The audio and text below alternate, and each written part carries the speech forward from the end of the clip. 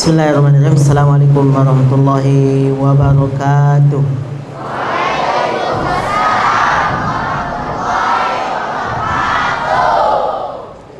Alhamdulillah, wassalatu wassalamu ala rasulillah wa ala alihi wa ashabihi ajma'in. Amma ba'd. Di sini saya sudah mempersiapkan 4 halaman, cuman saya baru bahas 1 halaman, waktunya sudah habis. Jadi saya akan melanjutkan insyaallah taala poin-poin pentingnya saja. Oke, tadi saya sudah sampai kepada metode menghafal yang benar, ya. Metode menghafal Al-Qur'an sesuai dengan pengalaman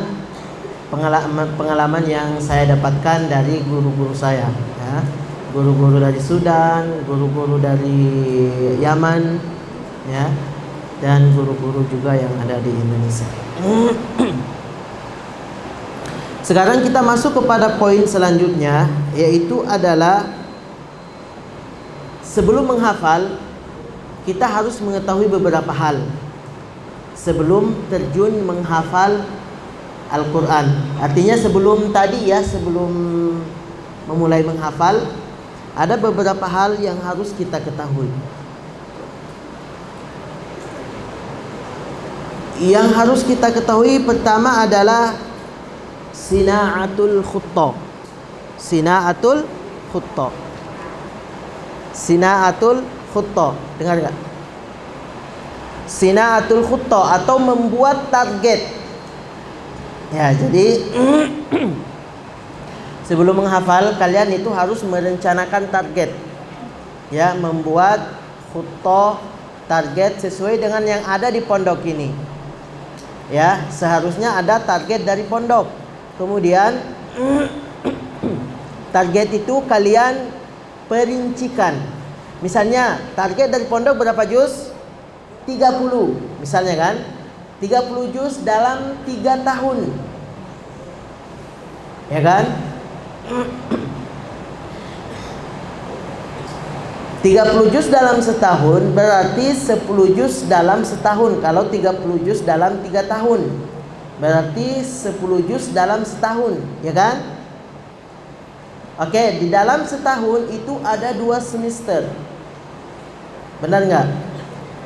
Semester pertama dengan semester kedua. Berarti semester pertama kalian harus menghafal 5 juz, ya kan? 5 juz. Oke, dalam 1 semester itu pembelajaran ada berapa bulan? 5 bulan kah atau 4 bulan? Atau 6 bulan? Nanti kalian harus mencocokkan dengan kalender pondok. Kalau misalnya kita ambil 5 bulan, 5 bulan ya, kita ambil 5 bulan. Berarti 5 bulan berarti 5 juz. Berarti 1 bulan 1 juz, ya kan? 1 bulan itu ada 4 minggu. Jadi 1 juz dibagi 4. 1 juz bagi 4 ada berapa? Ada 5 halaman. 2 lembar setengah, ya kan? 5 halaman. Berarti kalian harus menghafal 5 halaman dalam 1 minggu. Oke, dalam 1 minggu kalian punya 7 hari. 1 minggu 7 hari. Kemudian 2 hari dipakai untuk libur. Misalnya hari Sabtu libur kan? Atau hari Jumat. Hari apa liburnya di sini? Ahad sama Ahad saja. Berarti kalian punya waktu 6 hari.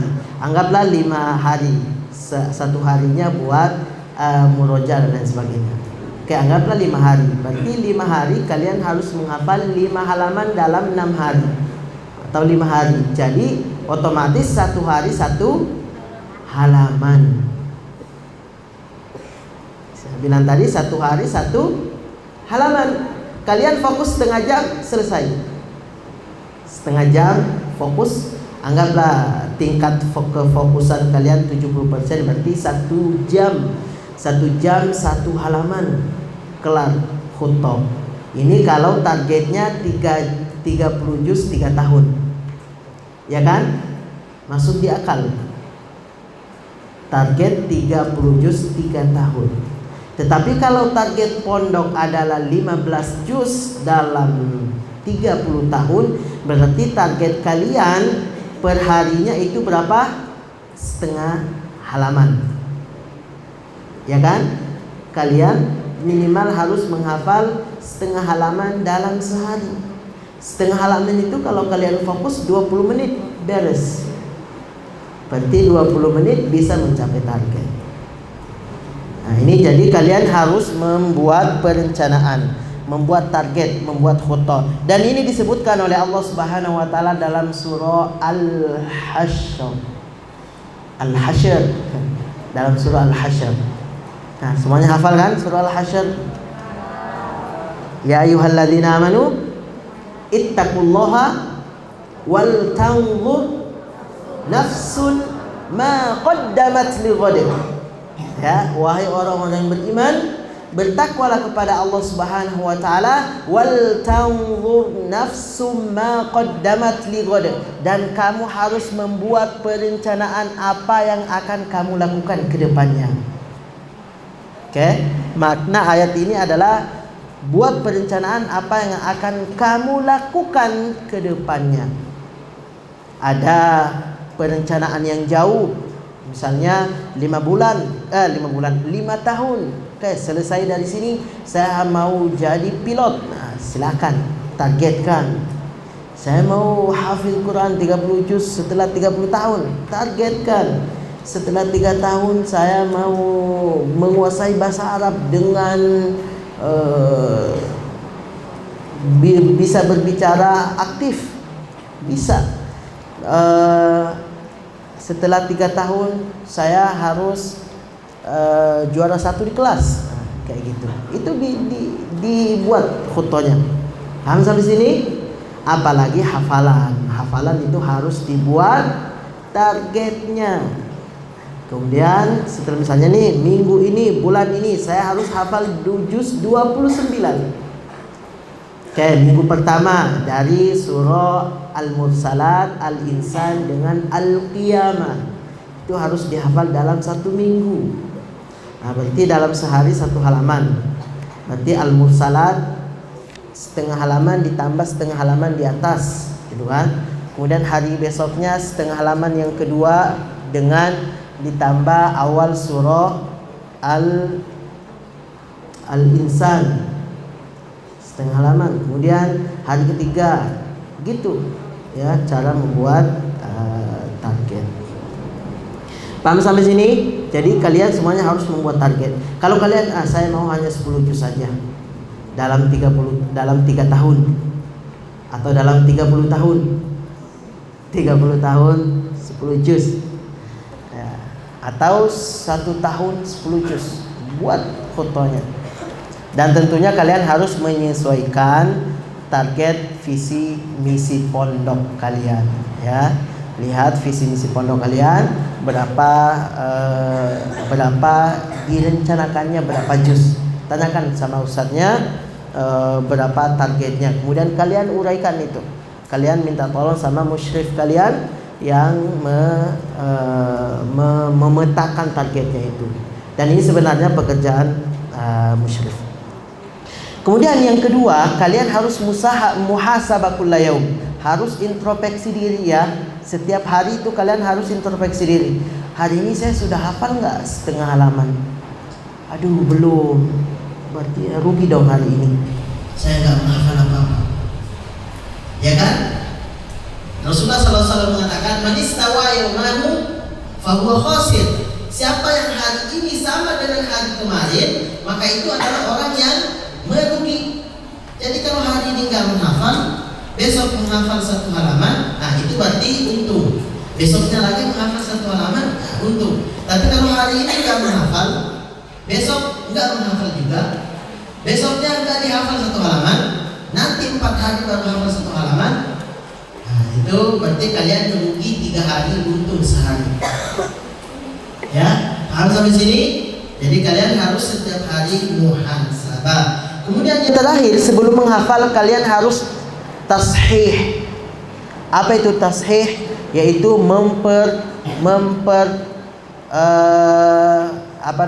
memperdengarkan bacaannya kepada gurunya. Ya, misalnya nih si fulan, si Muhammad mau menghafal awal surah Al-Mulk. Dia harus memperdengarkan kepada gurunya sekali saja. Dia harus memperdengarkan untuk mentakkid bahwa apakah sudah benar bacaannya atau tidak. Ya, supaya kalian tidak salah dalam menghafal. Karena ada teman saya ketika dia menghafal sampai sekarang dia belum bisa ubah padahal salah. Ketika dia menghafal juz 5, dia mengatakan dzalika liman khasyiyal atana minkum. Dia menghafal seperti itu. Dzalika liman khasyiyal anata minkum. Yang benarnya adalah dzalika liman khasyiyal anata minkum. Anata diubah menjadi atana. Ya. Atana diubah menjadi anata. Anata diubah menjadi atana. Sama juga dari segi tajwid, misalnya dia idgham, dia enggak idghamkan. Wa'adtana rabbana, yang dia tahu hanya qalqalah. Berarti qalqalah kan? Wa'adtana qalqalah sughra. Ya, wa'adtana qalqalah sughra, yang dia tahu cuma qalqalah. Padahal dia tidak tahu kalau di situ ada idgham mutajanisaini, ya. Wa'adtana dimasukkan, diidghamkan. Ya, jadi kalian harus memperdengarkan bacaan kalian supaya tidak salah, ya, ketika bahkan surah An-Nas, ya, ada yang salah tapi ini anak kecil, ya. Yuwaswisu, ya, dia tidak bisa yuwaswisu, yusawwisu, dan kecil dia hafal seperti itu, ya. Yusawwisu alladzi yusawwisu fi sudurin nas. Yuwaswisu enggak bisa yuwaswisu karena udah terbiasa dengan misalnya. Jadi seperti itu, kalian harus membacanya dengan benar sebelum menghafalnya. Oke, poin selanjutnya kita masuk kepada metode murojaah. Ya, metode murojaah yang benar sesuai dengan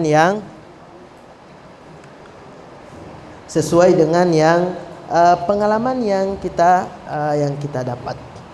Murojaah yang benar adalah metode murojaah.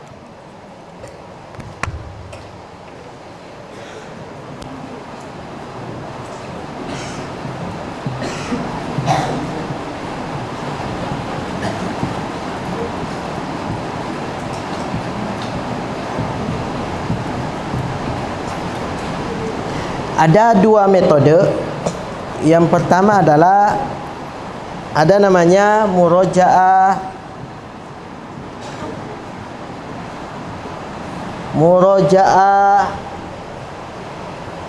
dekat, murojaatul qarib, murojaah dekat.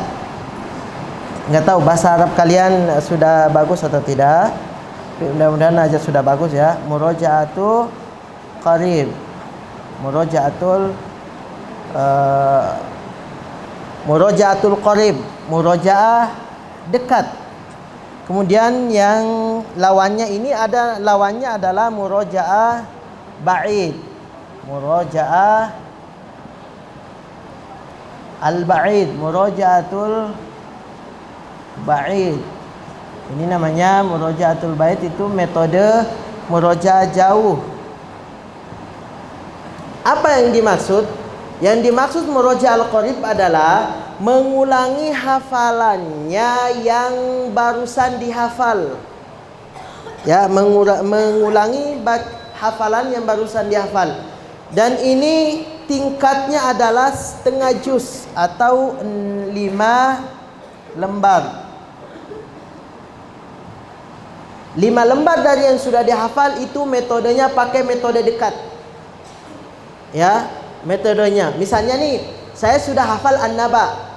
Saya sudah hafal juz 30, ya kan? Juz 30 surah An-Naba.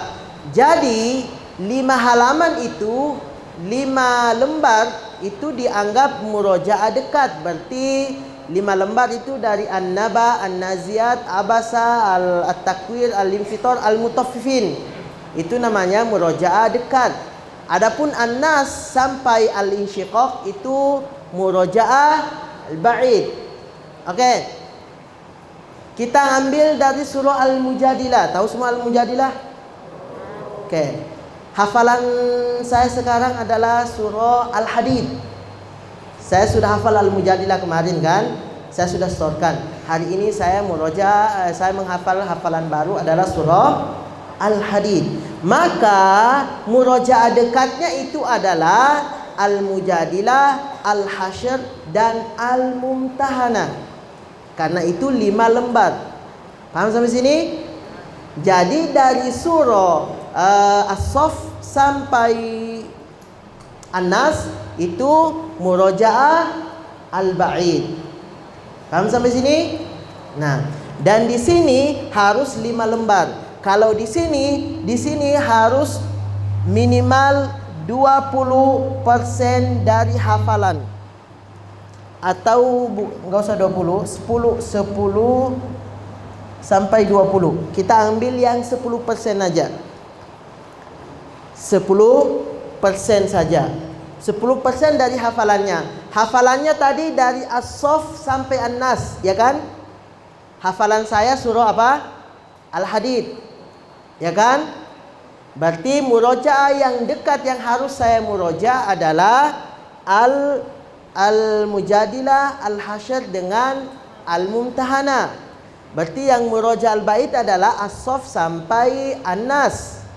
Tetapi kan tidak mungkin sehari 2 juz setengah. Banyak banget.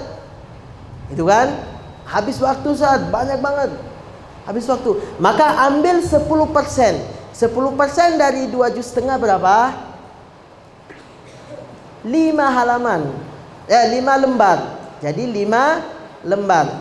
Hari ini An-Nas sampai Al-Insyiqaq. Besok Al-Mutaffifin sampai An-Naba. Besoknya Al-Mursalat sampai Al-Jin. Besoknya lagi Nuh sampai gitu. Paham ya? Jadi murojaah al-ba'id ini 10%. Kalau musyrifnya pasti tahu. Nanti kalian belajar sama musyrifnya aja bahwa berapa yang harus saya murojaah per harinya. Tapi kalau ini paling penting murojaah dekat, murojaatul qarib, karena ini yang membuat hafalan kalian tinggal. Ya, hafalan kalian tinggal. Oke, yang kedua, metode yang kedua adalah ada namanya murojaah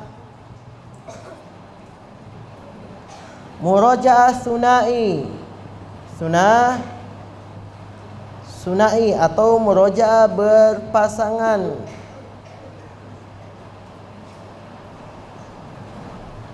Lawannya adalah murojaah fardi. Murojaah fardi, ya, sendiri. Murojaah sendiri. Ya, murojaah sunnah itu adalah murojaah sama temannya. Dan bagusnya yang dimurojaah sama temannya adalah murojaah dekat. Dan yang dimurojaah sendiri itu adalah murojaah ba'id. Ya, bisa dipahami ya? Jadi kalau kalian di halaqah ada 10 orang, kalian bisa mengambil pasangan. Oke? Pasangan, kemudian setiap hari itu distorkan sama pasangannya. Makanya saya bilang tadi ketika menghafal, fokuskan menghafalnya supaya bisa 1 jam saja dipakai menghafal. 1 jam clear menghafal. Antum masih ada waktu 1 jam lagi dipakai untuk murojaah.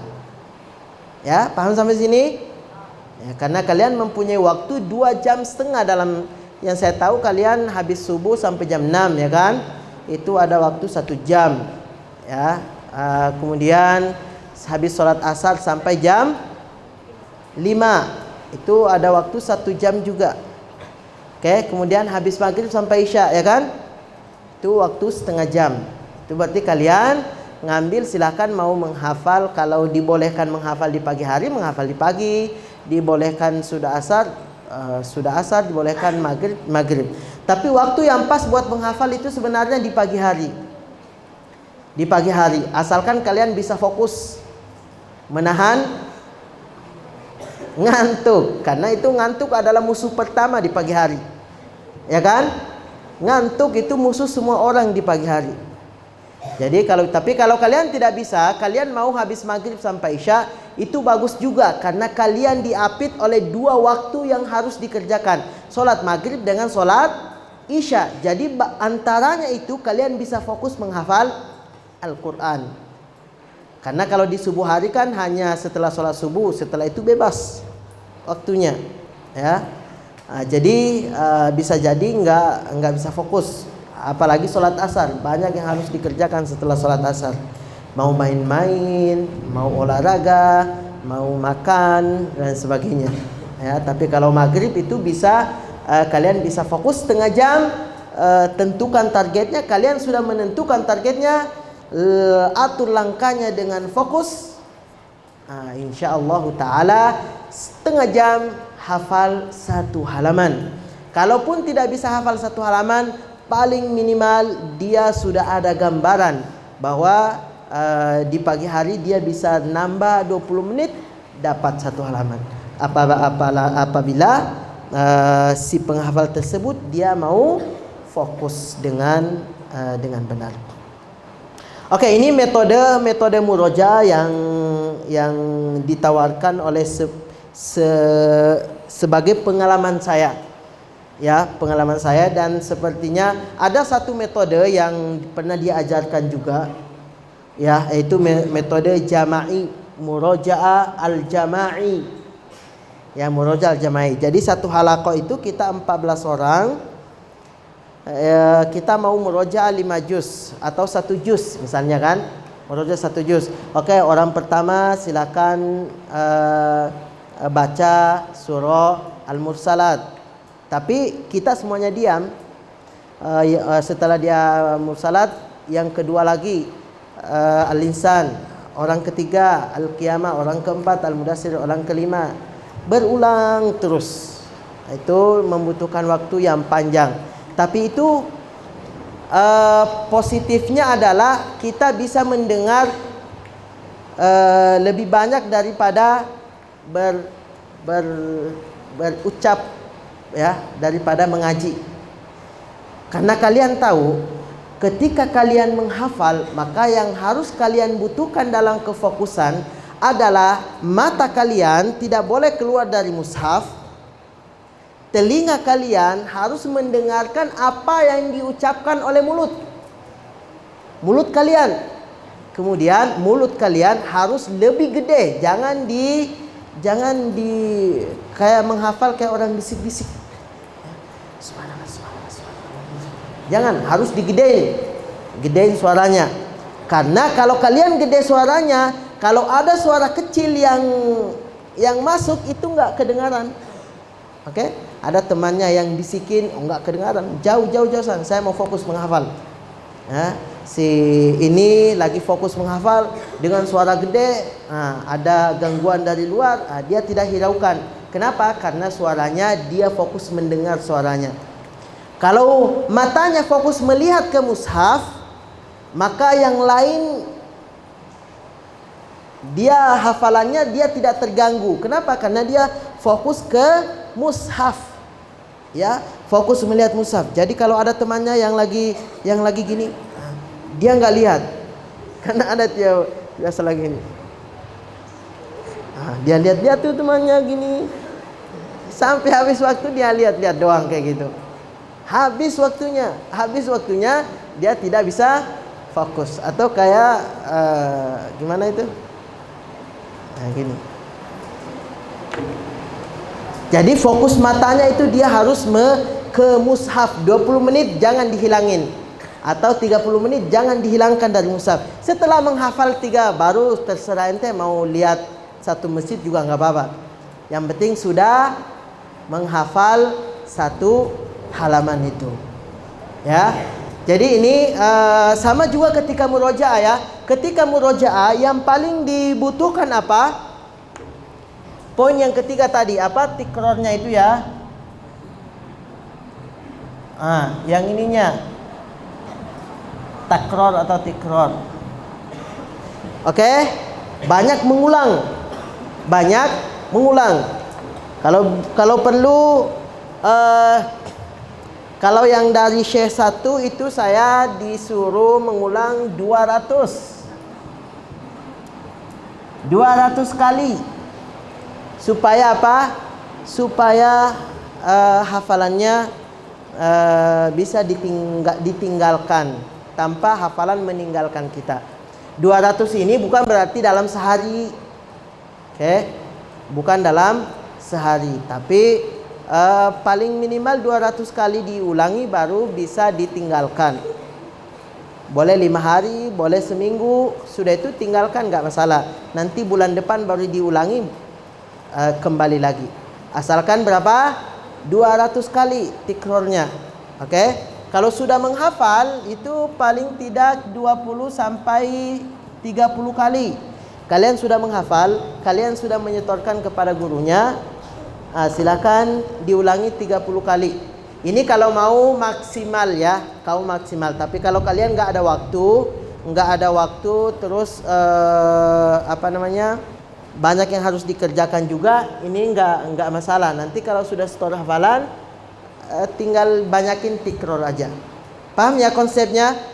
Kalau mau lancar hafalannya berarti harus banyak murojaah. Oke, jadi itu inti dari murojaah, bagaimana murojaah Al-Qur'an dengan baik. Kalau kalian kayaknya cukup yang murojaah Al-Qarib dengan murojaah Al-Ba'id dengan Sunai dengan Faddi. Karena nanti juga ada di sana murojaah At-Tasabbu' atau murojaah Fahmi Bisyauqin. Ya. Fahmi Bisyauqin. Ada juga murojaah Al-Jama'i. Ada banyak metode murojaah sebenarnya. Cuma sesuai dengan pengalaman saya dan syekh yang saya ngambil ilmu darinya, ini yang paling banyak dipraktekkan. Murojaah Al-Qarib dengan Ba'id, kemudian murojaah Sunai dengan murojaah Faddi. Jadi itu yang saya bisa saya sampaikan dalam bekal utama kalian menjadi seorang penghafal Al-Qur'anil Karim. Oke, saya cukupkan sampai di sini. Dan saya mau membuka sesi tanya jawab. Kalau tidak ada yang bertanya, nanti saya tanya. Oke, nanti saya tanya dengan pertanyaan yang bisa membuka kalian. Karena takutnya kalian bukan takutnya, tapi mungkin ya agak masih kurang memahami. Kalian tahu Al-Fil? Surah Al-Fil? Kalian sudah hafal semua kan Al-Fil? Tapi tahu nggak kisahnya? Oke. Surah Al-Buruj? Tahu kisah Al-Buruj? Atau ya Ashabul Ukhdud? Tahu kisah Ashabul Ukhdud? Oke, bagus. Lanjut lagi ke kisah yang agak panjang. Saya kejauhan kalau sana. Al-Ahqaf sudah hafal? Tahu surah kisah Al-Ahqaf? Di mana Al-Ahqaf sekarang? Di Yaman. Oke. Enggak usah ke sana. Surah An-Najm, yang dekat aja lah. Surah Al-Jin. Tahu kisah Al-Jin? Surah Al-Jin. Ya, kalau saya tanya, yang mana lebih duluan diciptakan, jin atau malaikat?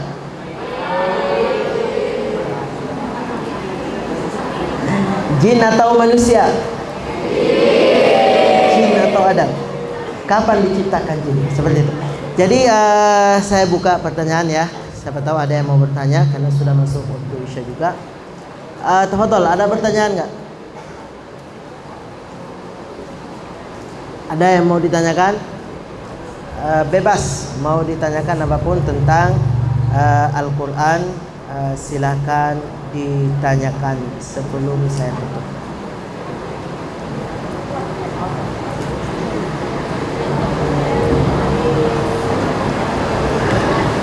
Kalau nggak ada, saya mau bertanya. Halaqah pertama di dunia ini di mana? Halaqah Al-Quran pertama kali. Antum tahu halaqah setiap pagi kan ya? Pertamanya di mana?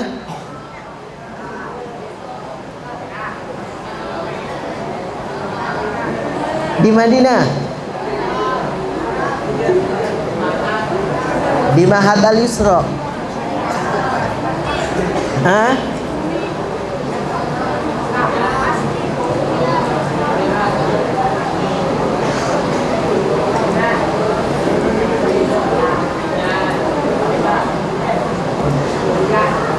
Oke, halaqah pertama itu adalah halaqah Gor Hira. Tahu kan? Gor Hira. Di situ ada murid, di situ ada guru. Siapa gurunya? Jibril alaihissalam. Siapa muridnya? Muhammad sallallahu alaihi wasallam. Jadi halaqah pertama adalah di mana? Di Gor Hira. Itu ada berapa ayat yang diajarkan di situ? Ada 5 ayat ya, surah Al-Alaq. Kemudian halaqah kedua, di mana halaqah kedua? Ini kan tadi antara Jibril dengan Rasulullah sallallahu alaihi wasallam. Kalau antara Rasulullah dengan manusia, di manakah halaqah pertama?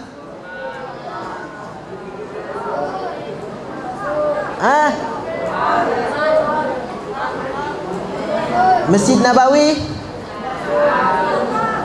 Makkah, Sufa. Di mana?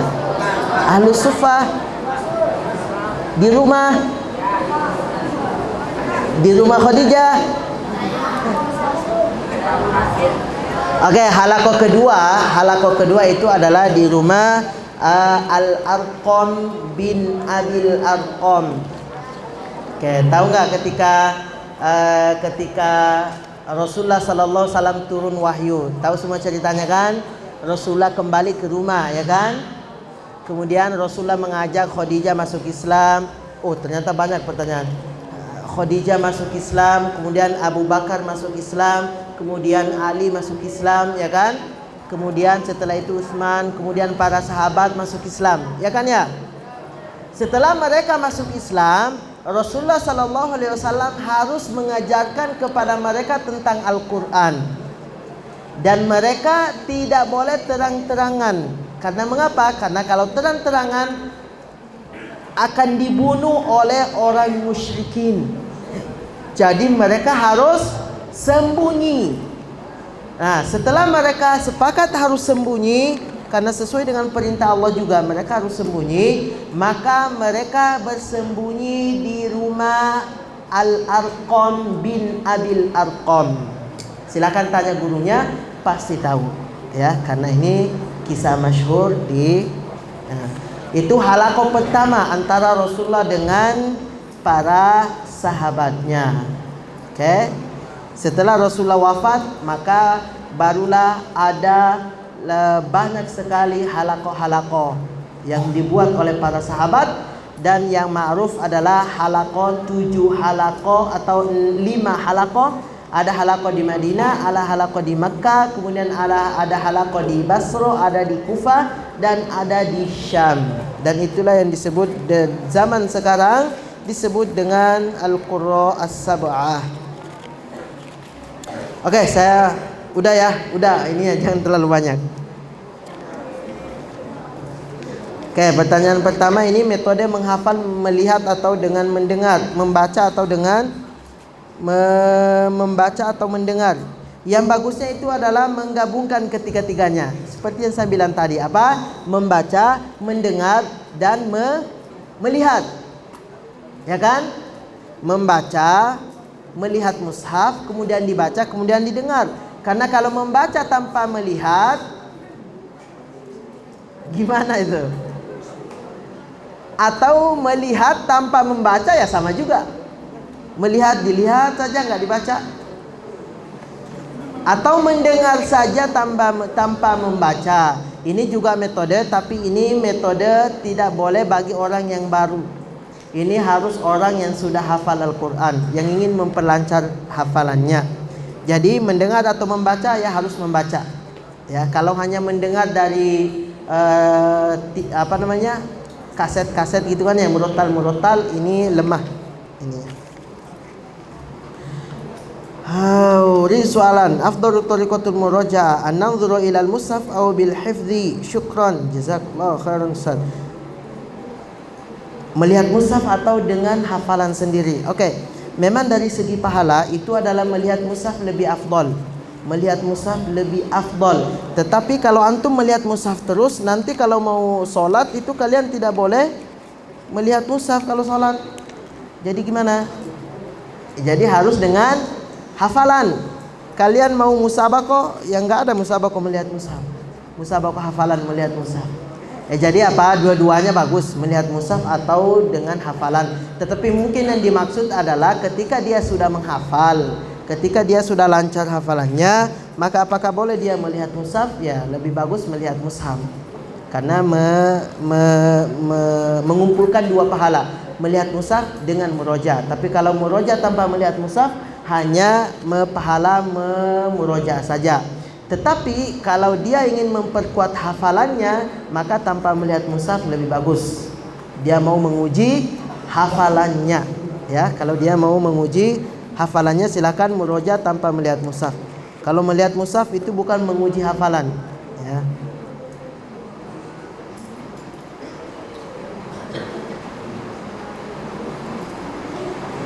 Oke. Assalamualaikum Ustaz, gimana bunyi kiroa jiharka ajam? Soalnya anak pernah dengar. Oke, kiroa jiharka itu bukan kiroa sabah. Kiroa jiharka itu hanya irama, ya, bukan bagian dari kiroat yang diturunkan oleh Rasulullah Sallallahu Alaihi Wasallam. Oke, dari jiharka, nahawan, apalagi ada 7 itu. Bayati itu hanya irama. Oke, itu irama, dan ulama berbeda pendapat tentang bolehnya atau tidak. Ya, ulama berbeda pendapat bolehnya atau tidak mempelajari ini. Kalau ada 3 pendapat. Pendapat yang pertama diantaranya Dr. Eman Swaid bahwa ini haram. Oke, belajar tentang irama itu haram. Kenapa? Karena dia hanya terlena dengan suara bacaannya. Dia tidak memperhatikan artinya. Padahal Al-Quran diturunkan apa? Liyadabbaru ayati. Al-Quran diturunkan itu untuk ditadaburi ayatnya, bukan untuk diperindah bacaannya dengan irama-irama seperti itu. Ada juga yang membolehkan. Yang membolehkan, dia mengatakan boleh asalkan sesuai dengan kaidah-kaidah tajwid. Sesuai dengan kaidah-kaidah tajwid. Saya baca cepat karena kalian udah lapar. Salat baru makan, ya. Jadi kalau saya juga saya enggak fokus ke situ. Kayak Nahawan, Bahayati, ana enggak ke sana. Ana pernah suatu hari saya mau mempelajari itu.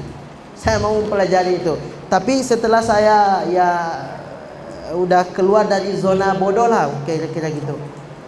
Udah agak paham-paham dikit, jadi saya lebih mendingan memahami Al-Quran daripada memperbagus bacaan. Saya lebih memilih jalan memahami Al-Quran daripada jalan memperindah bacaan Al-Quran dengan nahawan, jiharka, dan lain sebagainya, ya. Jadi irama murni dari saya aja lah, itu cukup. Kalau mau kayak Musyair Rasyid itu bagus, mau Al-Husari bagus, min Syawir dan sebagainya. Kalau sanad yang nyambung ke Abu Amr Al-Ala namanya apa ya? Abu Amr Al-Ala itu adalah qiraah yang ketiga. Dia riwayatnya As-Susi dan Ad-Duri. Ya. Itu bersambung kepada Abu Amr Al-Ala. Riwayat Susi dan Ad-Duri yang banyak idghamnya. Oke, kemudian ini kalian tahu dari mana nih? Abu Amr Al-Ala. Oke, berarti ilmu kalian lumayan ya. Bagus. Fonsat, bagaimana caranya untuk bisa lancar dalam menghafal? Syukron, Ustaz. Oke, lancar dalam menghafal, fokus dan tikror. Fokus, tikror dan takwa. Itu kaidahnya. Kaidah 3T itu sepakat semua ulama dari awal sampai akhir. Dan itu ditulis semua di buku-buku dimanapun. Ya, itu cara untuk bisa lancar dan menghafal. Lancar dalam menghafal, fokus dan banyak mengulangi. Fokus, fokus dan fokus. Kalau kalian nggak fokus, nggak akan mungkin. Oke, misalnya kita sudah hafal di rumah, tapi hafalannya beda sama di pesantren. Terus kita udah hafal sama yang di sekolah dulu, itu gimana? Ya nggak apa-apa, diperbaharui aja. Jadi ketika kalian di sekolah menghafal 3 juz tuh di SD kan ya, SDIT biasanya kan menghafalkan ya 2 juz ya, juz 30 dan juz 29.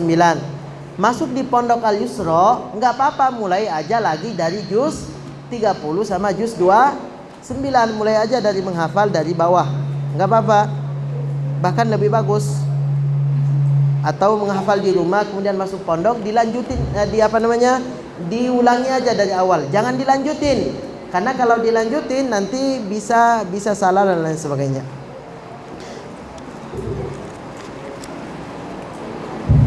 Jika hafalan yang sudah kita hafal tetapi hilang, bagaimana cara memutkinkan lagi? Ya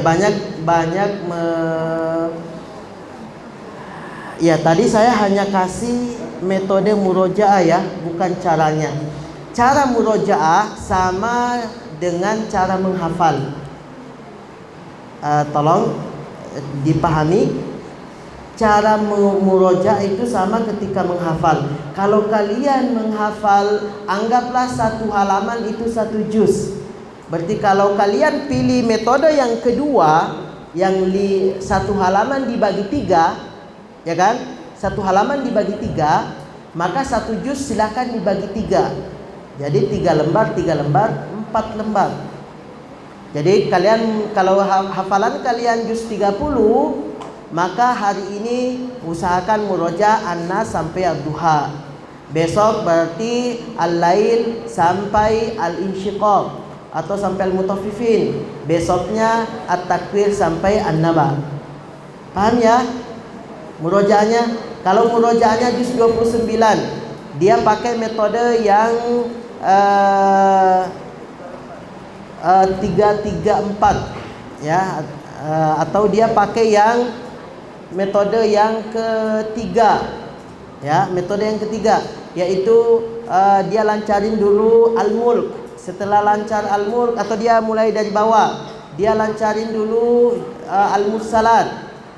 Kan gini, sudah hafal At-Tahrim sekarang hafalannya, otomatis dia murojaah Al-Mulk sampai An-Nas, ya kan? Tetapi Al-Mulk sampai Al-Mursalat sudah hilang. Sudah hilang ya kan? Artinya harus diitqonkan lagi, harus dilancarin lagi. Maka setelah lancar juz 30, maka dia harus melancarkan dulu Al-Mursalat. Setelah lancar Al-Mursalat, lancarin Al-Insan.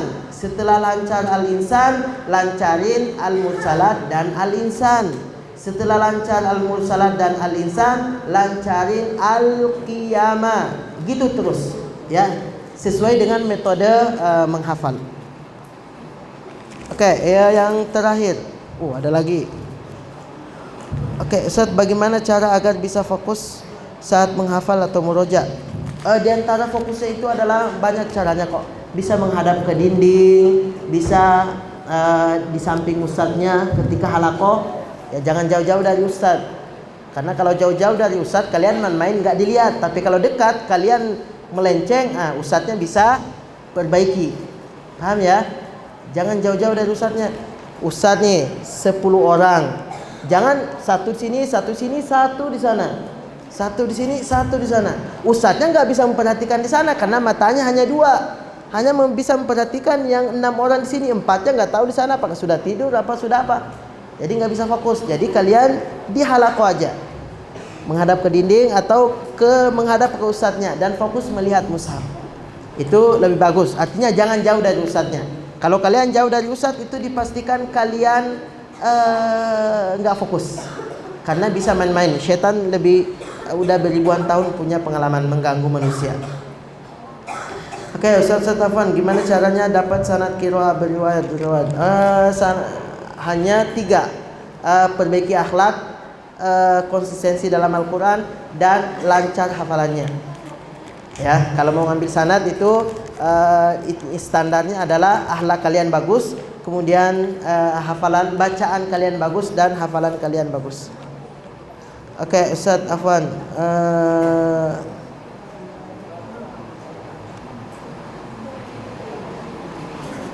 ini nggak usah saya jawab ya, terlalu panjang. Pertanyaannya pendek, cuma jawabannya panjang. Disuruh saya baca surah An-Najm dari awal sampai 1 halaman. Kepanjangan, habis waktu, habis suara juga. Assalamualaikum Ustaz, bagaimana cara metode untuk membalikan hafalan yang hilang, Ustaz? Itu tadi ya itqon. Ya, itqon ada namanya itqon. Itqon itu adalah memperlancar hafalan. Silakan pilih metode menghafal salah satu di situ. Apakah dia dan kalau mau, kalau pondok misalnya melihatnya adalah kualitas diutamakan daripada kuantitas, maka tidak apa-apa diulangi lagi. Itqonnya itu dianggap hafalan baru, nggak masalah. Oke, Avanza, saya mau bertanya cara yang cocok buat saya apa ya? Soalnya saya susah merangkap hafalan. Oke, yang bertanya ini kalau misalnya dia bacaannya sudah bagus, bisa pakai metode yang ketiga, yang ketika menghafal. Nggak apa-apa lambat, asalkan nanti natijanya nilainya bagus.